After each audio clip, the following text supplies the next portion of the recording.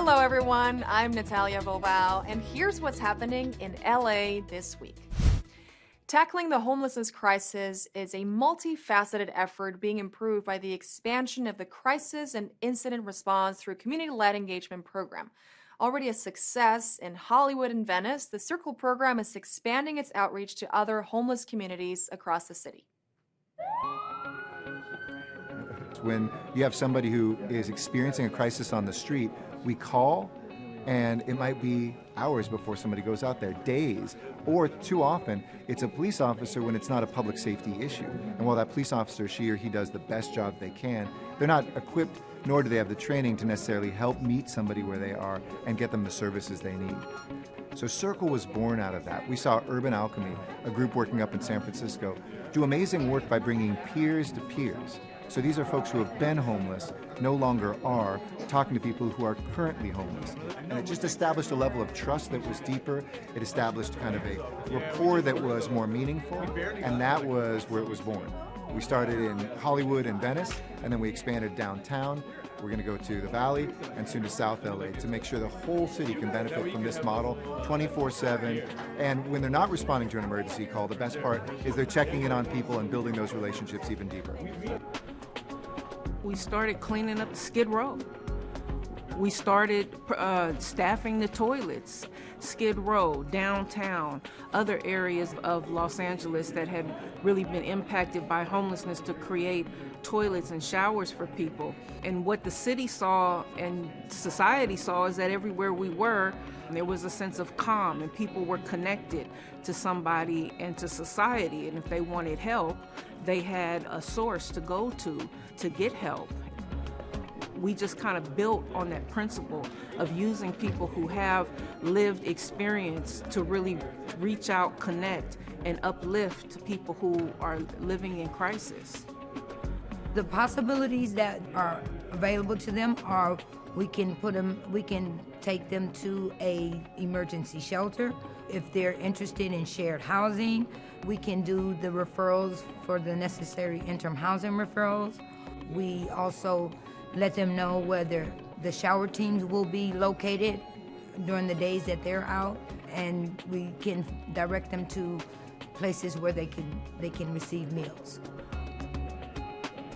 The outcomes are not just to meet people in their immediate needs, but to have the long-term need of housing met, and these teams are well equipped to do it. Justice delayed is justice denied. With those words, Capri Maddox, executive director of the LA Civil Rights Department, introduced the launch of the Discrimination Enforcement Division. This new division will address violations that take place in multiple private sector areas and demand accountability. Take a look. We are excited to lift this work based on the support of a number of community-based organizations like the Black Worker Center, IDEPSCA, UCLA Labor Center. They realized that justice delayed was justice denied for plenty of residents in the city of Los Angeles. And so we wanted to be intentional to address some of the violations that were happening in the private sector areas of commerce, education, employment, and housing, and to make sure there is accountability and local enforcement. We'll still work with our federal and state partners, but as a city, we wanted to make sure that our residents found justice in a swift and appropriate manner to address some of the violations that were happening here. When you think about commerce, say for example, if someone doesn't allow you inside their business because of your race. When you think about education, if someone doesn't let you in their private institution of higher learning because of your age or because you have two moms. I think it's important to also know that when we think about employment, someone doesn't allow you employment because English is not your primary language. Or if you think about housing, if someone doesn't rent to you because they have assumptions about your citizenship status. So these are the areas where people's civil rights are violated in the city of Los Angeles, and this happens more frequently than people know. Hate and discrimination have no home in the city of Los Angeles. So if you feel like there's hate, discrimination, and you want to be ahead of it, On the proactive side, we have the LA for Everyone campaign and a number of outreach programs and education programs that we utilize. However, if someone needs to be held accountable for violating your civil rights, we have the mechanisms to make sure that there is accountability on those areas, and of course with the fines up to $250,000, and with the ability to make referrals to our partners at the state and federal levels. We want to build a Los Angeles for everyone, and that is why the LA Civil Rights Department stands here with the residents of the city of Los Angeles to not only celebrate the beautiful mosaic of this city, but to protect it as well. It's ongoing involvement like this that will help make LA a place for everyone. And later we'll visit a historic LA landmark that has also made a significant impact on the community. Channel 35 recently attended the grand opening of Amani Apartments, which will offer 53 permanent supportive homes for unhoused seniors in Mid-City. These residents will also have access to additional services that will improve their quality of life and make them feel safe and well taken care of. Today we are celebrating the grand opening of 53 supportive homes for unhoused seniors here in Mid-City. So this is a building, an affordable housing, permanent supportive housing project for seniors, people 55 years and older, and in some cases people living with disabilities as well. So we're very excited to be part of the team here. We'll be providing the ongoing supportive services to the residents here at the building. So we have kind of a plethora of services. We have behavioral health services, mental health services, physical services. We also train people how to stabilize themselves and be part of the workforce again. You know, we teach them how to open bank accounts. We do all sort of fun training programs. People have been on the streets for a long time. We have a lot of chronic homeless folks who have been on the streets for 1, 2, 3. I know one resident's been on the streets for 18 years. So we're just adjusting them back into apartment life and stabilizing them. We have 70,000 people living on the streets in the county of LA, 41,000 in the city of Los Angeles. And homes solve homelessness. So if we don't want people living on the streets, we have to provide a place for them to live. So this building and many others like it provides safe, decent, affordable housing where people can live with dignity, live indoors, be part of the community, and not be living on our streets. We're doing the work, and this is the opportunity for people to see that we are really trying to answer the call. And the call is to take people off the streets and put them in some affordable housing, and that's exactly what this is. And so that's why it's important, because they need to know, where is HHH money? Right here. Here's an example of CD10's work. And for them to have the neighborhood council weigh in and say, please, yes, bring this right here, just shows how important it is to the people of the 10th district. I think for Angelenos that have supported this project, the Mid-City Neighbors Association, and other members of the community who have welcomed this building into the neighborhood, it's really important that we as Angelenos embrace more affordable and permanent supportive housing as the solution to homelessness.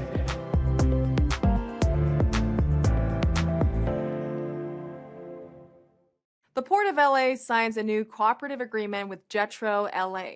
The Transgender Advisory Board is accepting applications for 2 openings, and Project Care welcomes item donations to help older adults. All these stories up next on City Beat.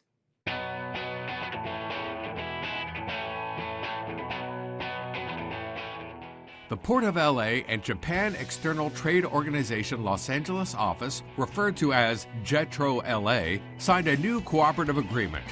The Memorandum of Understanding promotes cooperation in key areas, including sustainability and environmental initiatives. To improve supply chain efficiency, the port will share best practices related to its Port Optimizer digital community system.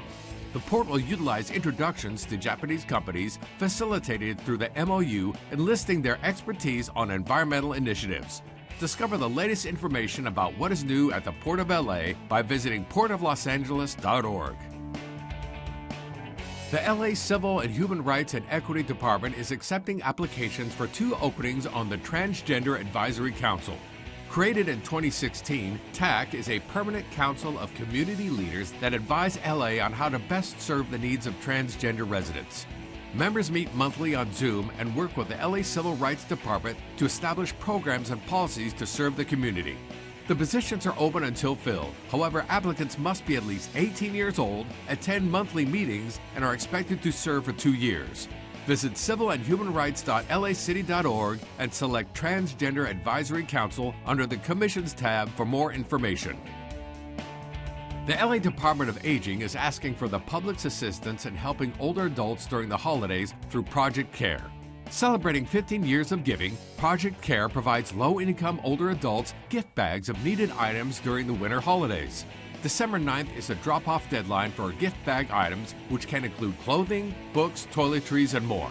In addition to providing items for the gift bags, the public can also donate money, sponsor an older adult, or volunteer.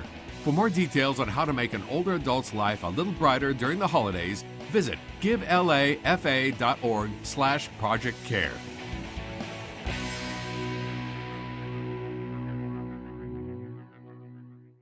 George's lifelong dream was to become a Los Angeles Police Department officer. Well, thanks to the LAPD, he went from watching TV shows depicting officers he idolized to becoming one himself. His dream finally came true when the LAPD made him officer for a day, including his own uniform, badge, and mission assignment. Check it out.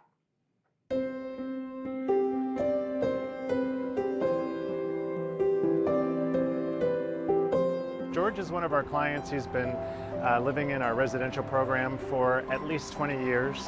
He loves LAPD. Our special guest is George Stanley. His lifelong dream has always been to become a police officer. And today, with great help from LAPD, we're making that dream come true.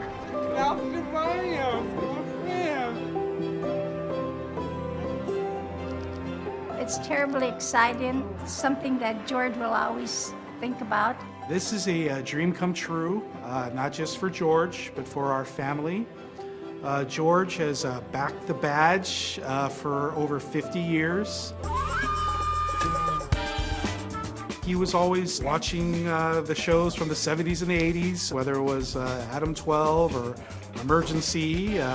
Those were not just fictional characters for George. Those were actually heroes to George. He tried to arrest me quite a bit. 1 out of 12, 1 out of 12. Possible 459 suspects there now. 1 out of 12, McCoy. Today, George became an official officer for a day with the LAPD. He received a uniform and a badge.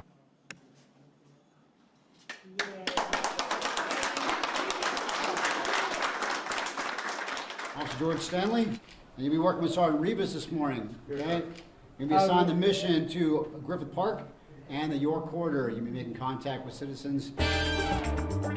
George, that's your boss. That's your boss. That's Kathryn Waters. That's your boss. I'm so glad you could join us today.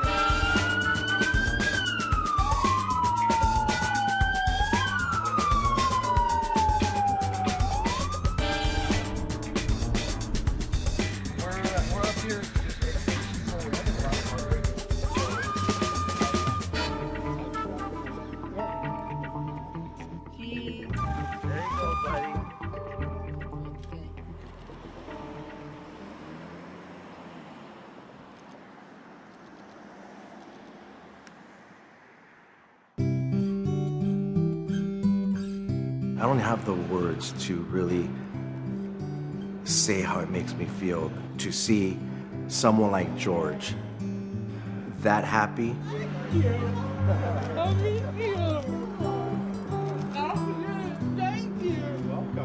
This just demonstrates what it means to have community support from organizations like LAPD. If we can make dreams come true, then why not? LAPD. It's just a dream come true for him.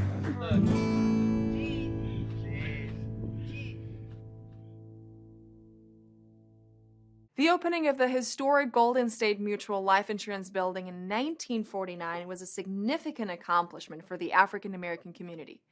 Built by the reputable architect Paul Revere Williams, it became a historic cultural monument for its significance and relevance, including its murals depicting the history of African Americans in California. Let's take a look.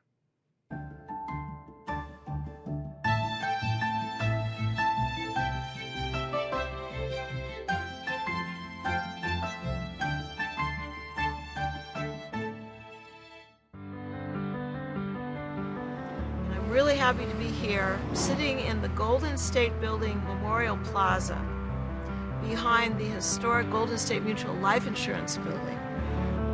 Amazing history on many, many levels. The building was opened in 1949, and it was a significant accomplishment for the African American community. It was the headquarters for the Golden State Mutual Life Insurance Company that had been started several decades earlier by a businessman named William Nickerson.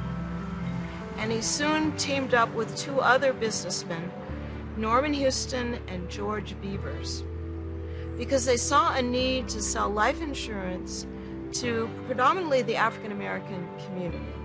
Because at that time, in the 1920s, 1930s, African Americans were not able to purchase life insurance. They saw a business need, and they filled it by starting this company. They started their first business in the 1920s. They opened the first office in 1928. And then they were able to build in 1949 this flagship building designed by the preeminent African-American architect, Paul Revere Williams. So this building was designated a historic cultural monument in 2011. The murals in the building were also an important part of the history. From the very beginning, the Golden State Mutual Life Insurance valued art. So they commissioned two prominent African-American artists, Hale Woodruff and Charles Austin, to do a mural that would depict the history of African Americans in California. When the building was designated in 2011, the insurance company was in bankruptcy, and there was a real need for the people that were receiving the building, including the state of California, to liquidate as many assets as possible. And the state of California viewed those murals as an asset, and they wanted to remove them from the building so that they could sell them. A representative of the state of California came before our commission to argue that the murals were not an integral part of the building. But we knew that the murals had been painted onto the walls of the building. There are doors that go through the murals. It was clear to us that they were an integral part, not only of the building, but of the history of the building. So the murals are intact, they're in the building, they've been beautifully restored. So it was a real win for the preservation of the murals. Buildings that are designated as historic can be adaptively reused, as the example of the Golden State Building here. It's no longer an insurance company, but it's serving a new need to serve people with developmental disabilities. There's many examples all over the city, so that I don't want to give the impression that we're here to just preserve things and keep them static, that they don't change. Our mission is to preserve the history of the spaces, not necessarily the uses of the spaces, because those places will tell our history.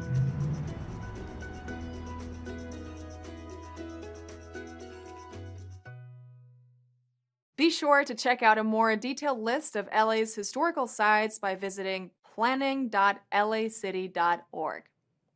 The iconic murals created 20 years ago that tell the history of North Hollywood will now have a permanent home. Council President Paul Krikorian discussed the importance of preserving these art pieces during the ribbon-cutting ceremony at the historic Weddington House, where they will now be permanently displayed.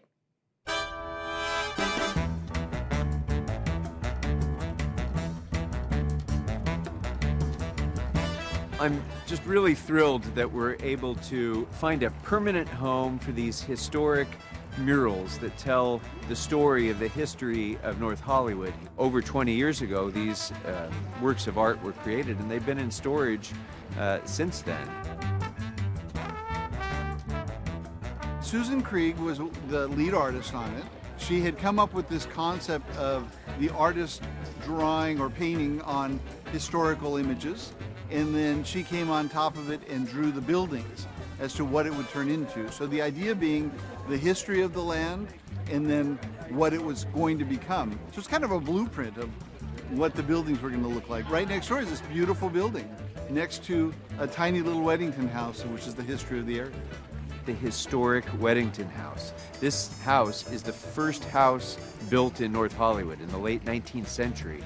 And it is now that we've preserved it, it's being used for arts and cultural and community events.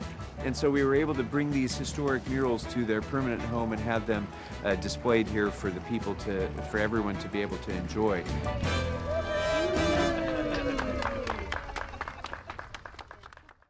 In our feature story this week, our own Maria Hall-Brown sits down with LA County Supervisor Kathryn Barger. Supervisor Barger discusses the details of some of the services they provide to county residents, how they address crisis, and their close collaboration with the various cities in their districts. Let's hear the story. 2,785 square miles, 20 cities, 83 unincorporated areas, yes. That is LA County's 5th district. So today I am delighted to be joined by the supervisor of said district, Kathryn Barger. So nice to have you here. It's a real pleasure to be here. That is an enormous geographical span. If you really look at the county, we are basically the mayor and the city council for the unincorporated areas. All my cities have elected representatives. The cities vote for us to get into office, but we collaborate with the cities. The great thing about the county is we are very nimble. Our budget process takes place and actually is very amicable as it relates to the CEO presents the budget based on what each department submits in terms of their needs. And then we deliberate, we have public hearings to let people come in and talk to us about what their concerns are. And that usually centers around parks, hours, pools, quality of life issues in their community and how they want to see the true discretionary funds allocated. I allocated $2.3 million for the 5th district in my discretionary funds, or our discretionary funds, Correct. They're not mine. Right. And that is for teams that are going to go out and do outreach. And there are both a host, which is law enforcement focused, but also with lots of outreach workers that connect with services and housing. And I felt it was important. We're going to have 5 teams. One is going to be roaming throughout the entire 5th district, and others are going to be specific to the Antelope Valley, San Gabriel Valley, San Fernando Valley, as well as Santa Clarita. Another crisis, unfortunately, happening with, the populace in general, fentanyl. And I know that that is another issue that you are extremely cognizant of. And how can you, as a supervisor, combat that? I got an education from a grieving father who lost his son. And I said overdose, and he said, it's not an overdose, it's a poisoning. And he was absolutely right. And so what are we doing in the county? We're providing Narcan to all school districts and making that available and training the schools on how to administer that. We're also making it available at our libraries, and for those that don't know what Narcan is, that will affect those that are overdosing and actually save their lives. Another issue that you're very concerned about are veterans and the rate of suicide. What can be done to help these people who have, served our country? They come back and they face a lot of obstacles, and many of them are committing suicide. So we put together the first of its kind suicide prevention program here in the county. There's been some good foundational things put in place with this particular board that will last for a long time. I think that one of the exciting things is looking at really what we can do. The glass ceiling has been cracked, and we are now making sure that with that, we're opening it up and making it so that women are on par with the men that are getting paid in the county. So we've made advances on really providing more opportunities for women and girls. We're also looking at diversion. So we're doing a lot of amazing things in the county, many of which people don't realize, but at the same time, it impacts their quality of life.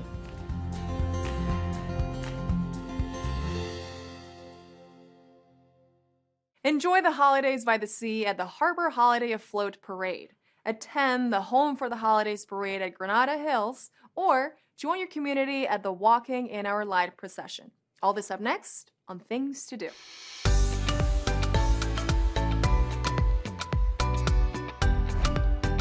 Honor the light each person has to give by walking together as a united community. The Walking in Our Light procession celebrates the light in all people and honors those who have helped create a safe and nurturing neighborhood where every person, family, and business can thrive. Taxco Theater Director John Lawrence Rivera will lead the walk, adding elements of dance, music, and poetry that represent the diversity that makes up the Canoga Park neighborhood. The Walking in Our Light procession takes place Saturday, December 3rd at 4:30 p.m., beginning at the Taxco Theater. Don't miss the reception immediately after. For more information or to make reservations, check out culturela.org/events or email dolores.chavez@lacity.org. It's time to bundle up in your warmest holiday sweater and get your seat for the annual Port of Los Angeles Holidays by the Sea. The LA waterfront is the perfect place to host this annual kickoff to the holiday season. The tree lighting ceremony at the Maritime Museum will light the way for all the arts, crafts, music, and hot cocoa. Of course, Timmy the Duck will be there as the perfect backdrop for the main event, the Boat Parade. Boats of all shapes and sizes float through the harbor, lit up and decorated like you'll only see in Los Angeles. The big man himself will cruise by in a seaworthy vessel, fit for Santa, before the night is over. Holidays by the Sea kicks off in the Port of Los Angeles at 4 p.m. Saturday, December 3rd. For more information, log on to lawaterfront.org. The Valley's most neighborly town, Granada Hills, invites you home for the holidays with its annual parade. In its 39th year, the largest parade in the Valley will honor the traditions of the holidays and the magic of the season shared with family and friends at home. Over 3,000 youth are participating in this year's parade in marching bands and drill teams. You'll see floats, antique cars, and equestrian groups along the 1.8-mile parade route through the heart of the San Fernando Valley. No parade is complete without Mr. and Mrs. Claus officially ringing in the holiday season. The Granada Hills Holiday Parade kicks off Sunday, December 4th at 1:30 p.m. For more information, check out GranadaHillsHolidayParade.org. And that's a look at some things to do.